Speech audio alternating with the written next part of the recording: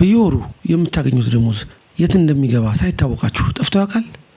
እጄ ላይ ገንዘብ አይቀመጥም በረከት የለውም ብላችሁ ታውቃላችሁ? ለመሆኑ ችግሩ የገንዘብ ማነስ ነው ወይስ የእናንተ አያያዝ? ዛሬ በብዙዎቻችን ህይወት ውስጥ ስላለው ትልቅ ፈተና ስለ ገንዘብ አያያዝ ዘዴ እንነጋገራለን። ይህ ጥበብ በኪሶ ያለውን ሳንቲም ወደ ሀብት ማማ የሚቀየርበት ሚስጥር ነው።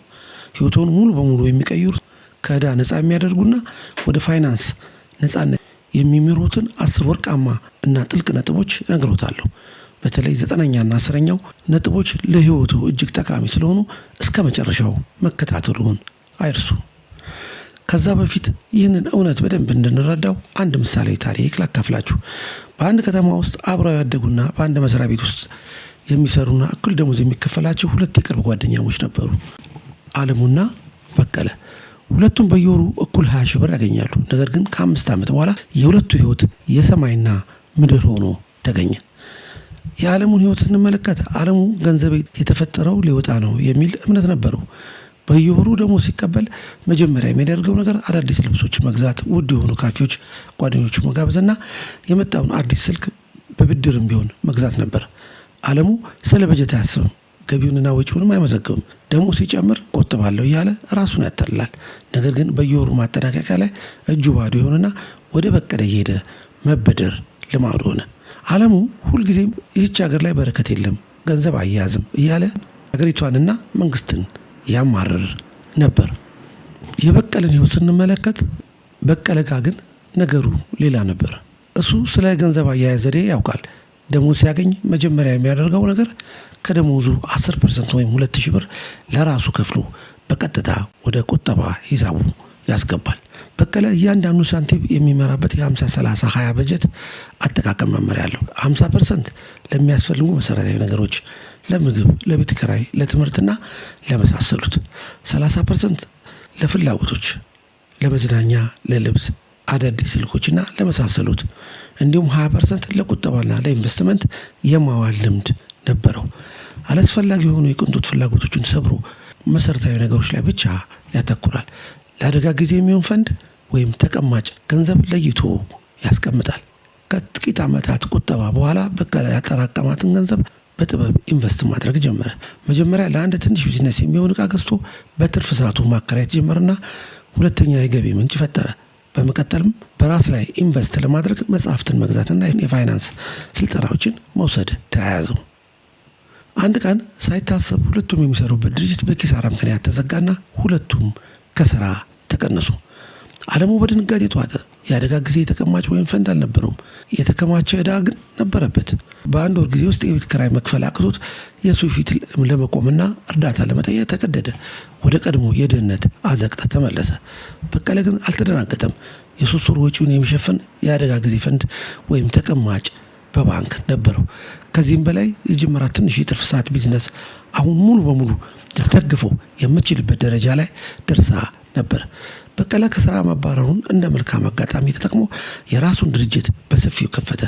በአጭር ጊዜ ውስጥ ስኬታማ በመሆን ለተቸገሩ የሚተርፍ የልግስና እጅ ያለው ባለ ሀብት ሆነ።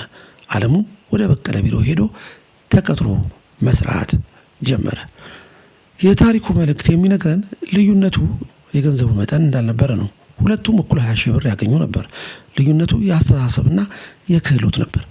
ዓለሙ ብኩንና በፕሮግራም የማይመራ በመሆኑ የገንዘብ ባሪያ ሲሆን፣ በቀለ ግን ቆጣቢና አስተዋይ በመሆኑ የገንዘቡ ጌታ ሆነ። እናንተ የትኛው ናችሁ? አሁን በቀጥታ ወደ ነጥቦቹ እንሄድ። ወደ ገንዘብ ነፃነት ከሚወስዱን 10 ወርቃማ ነጥቦች አንደኛው የገንዘብ አስተሳሰብን ማዳበር። ገንዘብን በአግባቡ ለመያዝ መጀመሪያ ከአእምሮ መጀመር አለበት። እኔ እኮ ገንዘብ አይበረክትልኝም፣ ሀብታም ለመሆን አልተፈጠርኩም በሚል አጉል እምነት ገንዘብን እንደ ጠላት ወይም እንደ ክፉ ነገር ካዩት፣ እንዲሁም ለዛሬ ብቻ ካሰቡና ያሉትን አላግባብ ካባከኑት ገንዘብ በፍጹም በእጁ ላይ ሊቀመጥ አይችልም። በተቃራኒው ገንዘብን ግቡን ማሳኪያ፣ ህይወቱንና የሌሎችን ህይወት መለወጫ ጠቃሚ መሳሪያ አድርገው ማሰብ መጀመር አለበት። ብዙ ሰዎች ገንዘብ የለኝም የሚለውን የተሸናፊነት ቃል ደጋግመው በመናገር ራሳቸውን በድህነት አጥር ውስጥ ያጥራሉ። የቲንክ ኤንድ ግሮው ሪች መጽሐፍ ደራሲ ናፖሊዮን ሂል እንዲህ ይለናል፣ ሀብታም መሆን የሚጀምረው በአእምሮ ውስጥ እንጂ በባንክ አካውንት ውስጥ አይደለም ይለናል። የአስተሳሰብ ለውጥ ማለት እኔ ቆጥቤ መለወጥና ሀብታም መሆን እችላለሁ የሚል አስተሳሰብን ማዳበርና ከማውጣት ይልቅ ማከማቸት ላይ፣ ከቅንጦት ይልቅ መዋለ ንዋይ ወይም ኢንቨስትመንት ላይ ማተኮር ማለት ነው። ገንዘብ የእርሱ አገልጋይ እንጂ እርሱ የገንዘብ ባሪያ መሆን የለበትም። ይህንን ለማድረግ ደግሞ ስለ ገንዘብ ያሉትን አመለካከት ዛሬውኑ መቀየርና ራሱን ለሀብት ብቁ አድርገው በመቁጠር ወደ ተግባር መግባት የመጀመሪያ እርምጃው መሆን አለበት። ሁለተኛ፣ የበጀት ጥበብን ማወቅ። በጀት ማለት ገንዘቡ የት መሄድ እንዳለበት አስቀድመው ትዕዛዝ የሚሰጡበት ካርታ ነው። ብዙ ሰዎች ገንዘባቸው የት እንደሚጠፋ ግራ ገብቷቸው ገንዘቡ በረከት የለውም ይላሉ። ነገር ግን በረከት የሚመጣው በስርዓት ሲመራ ነው። በጀት ማውጣት ማለት ራስን መገደብ ሳይሆን በገንዘቡ ላይ ሙሉ ስልጣን ማግኘት ማለት ነው። በየወሩ የሚያገኙትን ገቢና የሚወጣውን ወጪ ሳንቲም ሳይቀር መዝገቡ መያዝ ትልቅ ስኬት ያመጣል። የቀድሞው አሜሪካዊ ፖለቲከኛ፣ ሳይንቲስትና ጸሐፊ ቤንጃሚን ፍራንክሊን እንዲህ ይለናል፣ ከትናንሽ ወጪዎች ተጠንቀቅ፣ ትንሽ ቀዳዳ ትልቅ መርከብ ታሰምጣለችና ይለናል። በየቀኑ የምታወጧትን እያንዳንዷን ሳንቲም ለምሳሌ ለሻይ፣ ለቺፕስ፣ ለታክሲ፣ ለጓደኛ መጋበዣና የመሳሰሉትን ወጪዎች በጥንቃቄ መዝግቡ። ለአንድ ወር ሙሉ መዝገባችሁ ስታዩት በወሩ መጨረሻ ላይ ትልቅ ገንዘብ አላስፈላጊ ቦታ ላይ እንደባከነ ትረዱታላችሁ። ለዚህም የ50-30-20 መመሪያን መጠቀም ይችላሉ።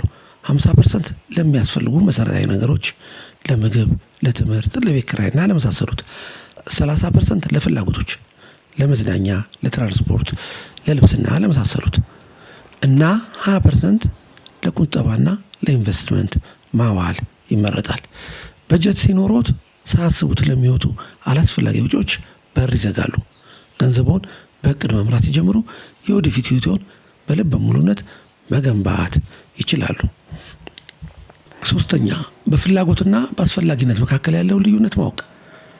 በዘመናዊ ዓለም ትልቁ የገንዘብ ጠላት የታየውን ሁሉ የመግዛት አባዜ ነው። ስኬታማ ገንዘብ አያያዝ እንዲኖሮት በሚፈልጉትና በሚያስፈልጉት ነገር መካከል ያለው ልዩነት በግልጽ መለየት መቻል አለበት። ምግብ፣ መጠለያ፣ ሕክምናና ትምህርት የግድ የሚያስፈልጉ መሰረታዊ ነገሮች ናቸው። አዳዲስ ስልኮች፣ ውብ ልብሶችና በየሳምንቱ ውድ ካፌዎች መዝናናት ግን ፍላጎቶች ናቸው። አንድን ነገር ከመግዛቱ በፊት ይህ ነገር ባይኖረኝ ህይወቴ ይቆማል ብለው ራስዎን ይጠይቁ። መልሱ አይቆምም ከሆነ ግዢውን ቢያንስ ለ48 ሰዓታት ያቆዩት። ይህ ጊዜ ገደብ ተረጋግተው እንዲያስቡና በስሜታዊነት አስፈላጊ የሆነ ወጪ እንዳያወጡ ይረዳውታል። የቀድሞው አሜሪካዊ ታዋቂ ተዋናይ ዊል ሮጀርስ እንዲህ ይለናል፣ ብዙ ሰዎች በሌላቸው ገንዘብ የማይፈልጉትን ነገር የሚገዙት በሌሎች ሰዎች ክብር ለማግኘትና ወይም ለመታየት ነው ይለናል። ሰዎችን ለመብለጥ ወይም ለመፎካከር ተብሎ የሚደረገው ወጪ መጨረሻው ውድቀት ነው። እንዲሁም ያማረንን ሁሉ መግዛት ካልተውን የሚያስፈልገውን የምንገዛበት ገንዘብ እናጣለን። ፍላጎትን መግታት መቻል የሀብታሞች ትልቁ ሚስጥር መሆኑን አይዘንጉ። ታዋቂው ባለሀብት ዋረን ባፌት ታዋቂ በሆነው አባባሉ የማያስፈልጉህን ነገሮች የምትገዛ ከሆነ በቅርቡ የሚያስፈልጉህን ነገሮች ለመሸጥ ትገደዳለህ ብሏል። እሱ ካለው እጅግ ከፍተኛ ሀብት አንጻር በጣም ቀላልና ቁጥብ ህይወት በመኖርና ያገኘውን ካፒታል በሙሉ ገቢ ወደሚያስገኙ ንብረቶች ላይ መልሶ በማፍሰስ ይታወቃል።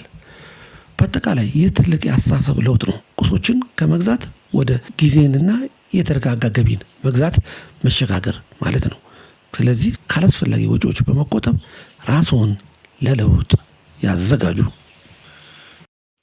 አራተኛ፣ ቀድሞ የመቆጠብ ልማድ ማዳበር። አብዛኛው ሰው ወጪ አውጥቶ የተረፈው መቆጠብ ያስባል። ነገር ግን እውነታው ወጪ አውጥቶ በጭራሽ አይተርፍም። ስኬታማ ለመሆን መከተል ያለበት መመሪያ ካጠራቀሙ በኋላ የተረፈው ማውጣት እንጂ ካወጡ በኋላ የተረፈው ማጠራቀም አይደለም። ደሞዝ ወይም ገቢ ሲያገኙ መጀመሪያ ቢያንስ 10% ወይም 20% ለራሱ ይክፈሉ። ይህም ማለት በቀጥታ ወደ ቁጠባ ሂሳቦ ያስገቡ። ከዚያም የተረፈውን መኖሪያ ያድርጉ። ሀብታም መሆን የምትፈልግ ከሆነ ስለ ማግኘት ብቻ ሳይሆን ስለ መቆጠብም ጭምር አስብ ይለናል ቤንጃሚን ፍራንክሊን። ቁጠባ የሀብት ሁሉ መሰረት ነው። ለወደፊቱ ትልቅ ስራ ለመስራት፣ የራስዎን ቢዝነስ ለመጀመር ወይም የተሻለ ኢንቨስትመንት ውስጥ ለመግባት መነሻ የሚሆኑት ይኸው የቆጠቡት ገንዘብ ነው።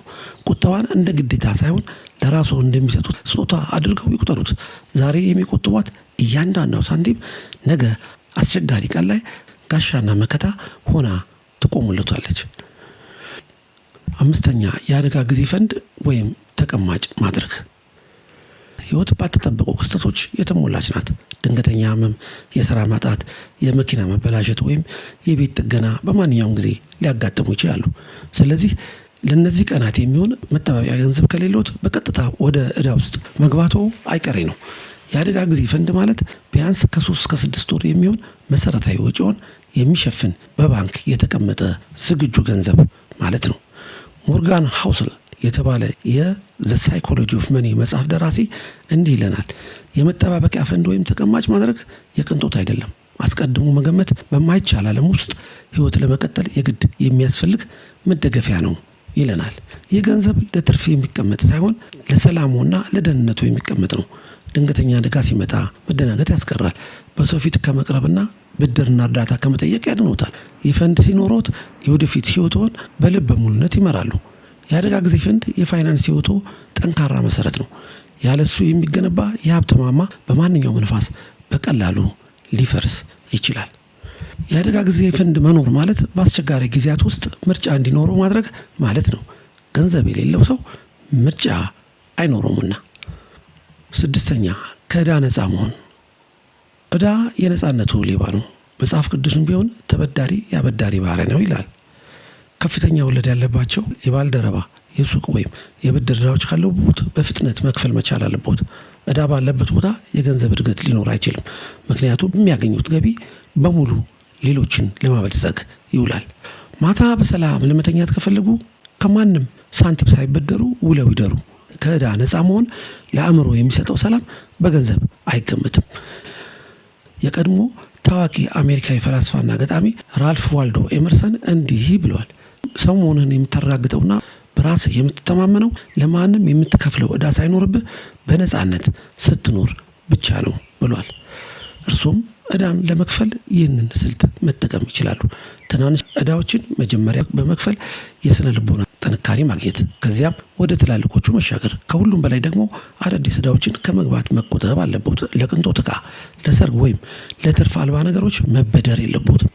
መበደር ካለበው እንኳን ብድር መውሰድ ያለቦት ገቢ ለሚያስገኝ ለምሳሌ ለቢዝነስ ማስፋፊያ ብቻ መሆን አለበት። ከዕዳ ነፃ መሆን ማለት እውነተኛ የፋይናንስ ነፃነት መጀመሪያ ነውና እርሶም የአእምሮ ሰላም ለማግኘት ከዕዳ ነፃ የሆነ ህይወትን መኖር ይልመዱ። 7ኛ ተጨማሪ የገቢ ምንጮችን መፍጠር። በአንድ የገቢ ምንጭ ለምሳሌ በደሞዝ ብቻ መኖር በጣም አደገኛ ነው። ያ ብቸኛ ገቢ ቢቋረጥ ህይወቱ ምን ሊሆን እንደሚችል አስቦታል? ስኬታማ ሰዎች በአማካይ 7 የገቢ ምንጮች አሏቸው። ዛሬ ባለንበት ዘመን ከዋናው ስራ ጎን ለጎን ተጨማሪ ገቢ የሚያስገኙ ስራዎችን መጀመር በጣም ቀላል ሆኗል። በትርፍ ጊዜው የፍሪላንስ ስራ መስራት፣ እውቀቱን ተጠቅሞ ማስተማር፣ በኦንላይን ንግድ ላይ መሰማራት ወይም ትናንሽ አክሲዮኖችን መግዛት ይችላሉ። ተጨማሪ ገቢ ማግኘት ማለት የቁጠባና የኢንቨስትመንት አቅሙን በከፍተኛ ሁኔታ ማሳደግ ማለት ነው። አንደኛው ገቢ ብናቀፍ እንኳን ሌላኛው ህይወቱን ይደግፈዋል። ስለዚህ ዛሬውኑ ካለው ተሰጥኦ ወይም ክህሎት በመነሳት ሁለተኛ ገቢ ምንጭ እንዴት መፍጠር እንደሚችሉ እቅድ ያውጡ። የዓለማችን ቁጥር 1 ባለሀብት ኤሎን ማስክ ከህንድ ወጣቶችና ስራ ፈጣሪዎች ጋር ባደረገው ውይይት ላይ እንዲህ ብሏል። ትኩረታችሁ እሴት በመፍጠር ላይ ይሁን። ገንዘብ አስቸጋሪ የሆኑ የሰዎችን ችግር የመፍታት ውጤት ወይም ባይ ፕሮዳክት ነው። ቀጣዩ ትውልድ የሰዎችን ህይወት የሚያቃሉና ኢኮኖሚውን የሚያጠናክሩ ምርቶችና አገልግሎቶችን በመስራት ላይ እንዲያተኩር ያሳስባል። እርሶም ተጨማሪ የገቢ ምንጮችን በመፍጠር የራስዎንና የሌሎች ሰዎችን ህይወት ያቅልሉ። 8ኛ የረጅም ጊዜ እቅድ መያዝ። የረጅም ጊዜ የገንዘብ እቅድ መያዝ ማለት የዛሬውን ፍላጎት ብቻ ሳናይ ለ5 እና ለ10 ዓመታት የምንደርስበትን የሀብት ግብ አስቀድመን መወሰን ማለት ነው። ይህ እቅድ በህይወታችን የት መድረስ እንደምንፈልግ የሚያሳይ ኮምፓስ ስለሚሆን ገንዘባችን በየምክንያቱ እንዳይባክን አቅጣጫ ይሰጠናል። እቅድ የሌለው ሰው ያገኘውን ገንዘብ ሁሉ ለጊዜያዊ ደስታ ያጠፋዋል። አርቆ የሚያስብ ሰው ግን ለወደፊት ትልቅኑ መሰረት ይጥላል። የገንዘብ ነክ ጉዳዮች አማካሪና የታዋቂው የሪች ኤንድ ፑር ዳድ ወይም ሀብታም አባትና ድሃ አባት የተሰኘው መጽሐፍ ደራሲ ሮበርት ኪዮሳኪ በመጽሐፉ ውስጥ እንዲህ ብሏል። ድሆችና መካከለኛ ገቢ ያላቸው ሰዎች ገንዘባቸውን አላስፈላጊ ነገሮች ወይም ምንም አይነት ቀጥተኛ ገቢ በማያስገኙ ነገሮች ላይ እንደ የቤት ዕቃዎች፣ ወጪ የሚያስወጡ የቤት መኪናዎች፣ ልብሶችና የመሳሰሉት ላይ ያጠፋሉ። ሀብታሞች ደግሞ በቅንጦት እቃዎች፣ በቤት ቁሳቁሶች ላይ ገንዘባቸውን ከማጣታቸው በፊት ገቢ በሚያስገኙ እውነተኛ ንብረቶች ላይ ትኩረት ያደርጋሉ። እንደ አክሲዮኖች፣ ቦንዶች፣ የሚከራዩ ቤቶችና ህንፃዎች ወይም የንግድ ስራዎች ላይ ገንዘባቸውን ኢንቨስት ያደርጋሉ ይለናል። ይህንን የሀብታሞች ዘዴ በራሱ ህይወት ላይ ለመተግበር ገንዘቡን ገቢ በማያስገኙ የቤት እቃዎችን በመግዛት ላይ ከማውጣት ይልቅ ገቢ በሚያስገኙ ነገሮች ላይና ገቢ በሚያስገኙ ንብረቶች ላይ ያውሉ። በየጊዜው እያደገ ለወደፊቱ ትልቅ አቅም ወደሚሆን አነስተኛ ንግድ ውስጥ ቀስ በቀስ ያስገቡና ለወደፊቱ ትልቅ ህልሞ መሰረት ይጣሉ። 9ኛ በጥበብ ኢንቨስት ማድረግ። ማስቀመጥ ወይም መቆጠብ ብቻውን ሀብታም አያደርግም። ምክንያቱም የዋጋ ግሽበት ወይም ኢንፍሌሽን በባንክ ያስቀመጡትን ገንዘብ የመግዛት አቅም በየቀኑ ያዳክመዋል። ስለዚህ እውነተኛ ስኬት የሚመጣው ገንዘቦ ሌላ ገንዘብ እንዲወልድ ሲያደርጉ ብቻ ነው። ኢንቨስትመንት ማለት እርሶ ተኝተው እንኳን ገንዘቦ ለእርሶ እንዲሰራ ማድረግ ማለት ነው። እውነተኛ ጥበብ የተሞላበት ኢንቨስትመንት በተለያዩ ዘርፎች ሊሆን ይችላል። ለምሳሌ በሪል ስቴት ወይም በመሬትና ቤት፣ በአክሲዮን ንግድ ስራዎች ወይም በቦንድ ላይ ሊሆን ይችላል። ነገር ግን በአቋራጭ ሀብታም ላድርግ ከሚሉ አጭበርባሪዎች ራሱን ይጠብቁ። ኢንቨስትመንት ትዕግስትና እውቀት ይጠይቃል። ትንሽ ገንዘብ ቢሆንም እንኳን ዛሬውኑ ኢንቨስት ማድረግ መጀመር የወደፊቱ ትልቅ ሀብት ዘር መዝራት ነው። በጥበብ ኢንቨስት ማድረግ ማለት የረጅም ጊዜ እድገትን፣ የግል ካርታንና ከፍተኛ ጥቅምን በሚያስገኙ ነገሮች ላይ ጊዜን፣ ጉልበትና ገንዘብን ሆን ብሎ ማዋል ማለት ነው። ይህም ከፋይናንስ ገበያ ባለፈ በሁሉም የህይወት ዘርፎች ላይ እሴት በማባዛት ላይ ያተኮረ አጠቃላይ አስተሳሰብ ነው። ይህንን ፍልስፍና በህይወቱ ውስጥ ተግባራዊ ለማድረግ ገንዘቡን ዘላቂ ዋስትና በሚያገኙ ንብረቶች፣ በትምህርት ወይም በመሳሪያዎች ላይ ያውሉ። ዛሬ በሚያደርጉት ንቁና እሴት ተኮር ውሳኔዎች የወደፊት ደስታና ነፃነቱን በልበ ሙሉነት የሚያረጋግጥ የጥበብ፣ የጽናትና የብልጽግና መሰረት ደረጃ በደረጃ ይገነባሉ። 10ኛ በራስ ላይ መስራት። ቤንጃሚን ፍራንክሊን በእውቀት ላይ የሚደረግ ኢንቨስትመንት ሁልጊዜም ምርጡን ወለድ ያስገኛል ይለናል። ትልቁና ዋጋ ያለው ሀብቶ እርሶ ራስዎ ኖት። የማሰብ ችሎታው፣ ክህሎቱና እውቀቱን ካሳደጉ የማግኘት አቅሞም አብሮ ያድጋል።